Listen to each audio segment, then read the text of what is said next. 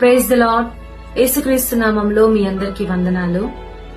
మరి నిన్నటి దినము నా న్యూస్ చూస్తే మరి పాస్టర్ ప్రవీణ్ పగడాల గారి బ్రదర్ గారి యొక్క డెత్ న్యూస్ చూడంగానే చాలా షాక్ అయిపోయాను.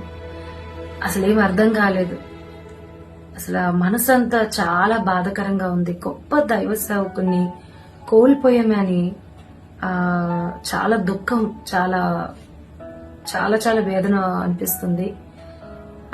సడన్ గా షాక్ అయిపోయి అసలు నమ్మలేకపోయాను. నేను చాలా ఫేక్ న్యూస్ అనుకున్నాను, లేదంటే ఏదన్నా అబద్ధాలు చెప్తున్నారా, లేదంటే కొంచెం టెన్షన్ పడ్డానికి ఇలాంటి ఏం చేస్తున్నారా అనుకున్నాను. కానీ చాలా షాక్ అయిపోయాను. నేనైతే షాకింగ్ న్యూస్ గా ఉంది నాకు.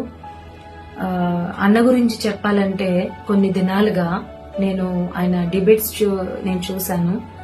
అసలు ఏ ఒక్క మాట వాక్యములో నుంచి అది ఏ ప్రశ్న అడిగినా కూడా ఒక సామాన్యుని కూడా అర్థమయ్యే విధంగా చాలా వివరించి చాలా ఎలాంటి వారికైనా అర్థమయ్యే రీతిలో చెప్పగలిగే గొప్ప సమర్థుడు అన్న. అన్న ఎప్పుడైనా నేను ఆయన మామూలుగా ఆయన మెసేజ్ విన్నా ఒకటి మాత్రం నేను గమనించింది ఏంటంటే ఎప్పుడు కూడా చిరునవ్వుతో, ఎప్పుడు కూడా నవ్వుతూ చిరునవ్వుతో చక్కగా ఓపికతో సహనముతో ఆయన జవాబు చెప్తారు. ఈ రోజుల్లో నేను రోషం గల సేవకుడిగా అన్నని నాకు కనిపించారు. దేవుని చేతుల్లో బహుబలంగా ఒక వాడబడుతున్నటువంటి ఒక పాత్రగా, ఒక పనిముట్టుగా నాకు అన్న అనిపించారు. ఎందుకంటే క్రైస్తవ్యానికి ఒక గలంగా అన్న ఉన్నారు.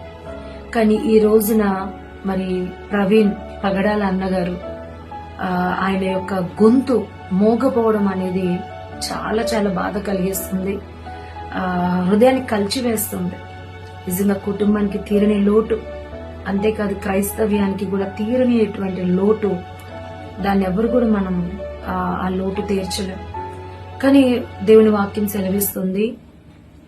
116వ కీర్తన 15వ చరణంలో చూస్తే మరి యెహోవా తన యొక్క భక్తుల యొక్క మరణము ఆయన దృష్టికి చాలా విలువైందని ఉంది. కాబట్టి అన్నగారు ఖచ్చితంగా ఆయన రాజ్యంలో ఉన్నారని నమ్ముతున్నాను. దీన్ని బట్టి చూస్తే మన రాకడకు ఎంత దగ్గరగా ఉన్నామో, ఆయన రాకడకు మనం ఇంకెంత సిద్ధపడవలసి ఉన్నదో దీన్ని బట్టి మనం గమనించవచ్చు. నిజంగా కుటుంబానికి దేవుడు ఆదరణ, ఓదార్పు ఆ కుటుంబానికి ఇవ్వాలి. అలాగే మనందరం కూడా మరి సిద్ధపడాలి. ఆ కుటుంబం ప్రార్థన చేద్దాం. అలాగే చక్కని న్యాయం కూడా ప్రభుత్వంలో జరగాలని కోరుకుంటూ నా మాటలు ముగిస్తున్నాను.